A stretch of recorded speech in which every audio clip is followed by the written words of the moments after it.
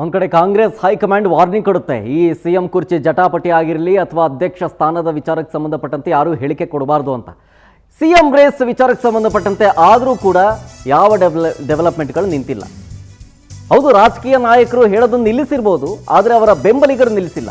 ಈಗ ನೋಡಿ, ಮುಂದಿನ ಮುಖ್ಯಮಂತ್ರಿ ಸತೀಶ್ ಜಾರಕಿಹೊಳಿ ಅಂತ ಪೂಜೆ ಮಾಡಿಸ್ತಾ ಇದ್ದಾರೆ ಅವರ ಫಾಲೋವರ್ಸು, ಅವರ ಅಭಿಮಾನಿಗಳು.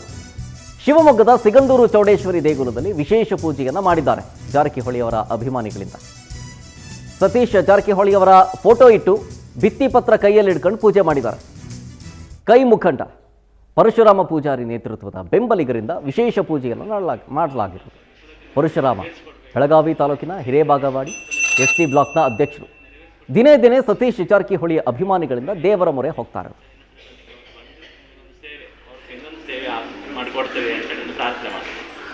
ಅನ್ನದಾಸೋಹಕ್ಕೋ ಅಥವಾ ಕ್ಷೇತ್ರಕ್ಕೂ ಒಂದು ಸೇವೆ, ಅವಕ್ಕೆ ಮುಂದಿನ ಸೇವೆ ಮಾಡಿದ್ರೆ ಮುಂದಿನ ಸನ್ನಿಧಾನಕ್ಕೆ ಬಂದು ಕರ್ಕೊಂಡ್ಬಂದು ಅದಕ್ಕೆ ಒಂದು ಸೇವೆ ನಮಗೆ ಅರ್ಪಣೆ ಮಾಡ್ತೀವಿ. ಅದರ ಯೋಗ ಭಾಗ್ಯವನ್ನು ನಿಶ್ಚಿತವಾಗಿ ಅವರಿಗೆ ಕಲ್ಪಿಸಿ ಮುಂದಿನ ಮುಖ್ಯಮಂತ್ರಿ ಆಗುವಂಥ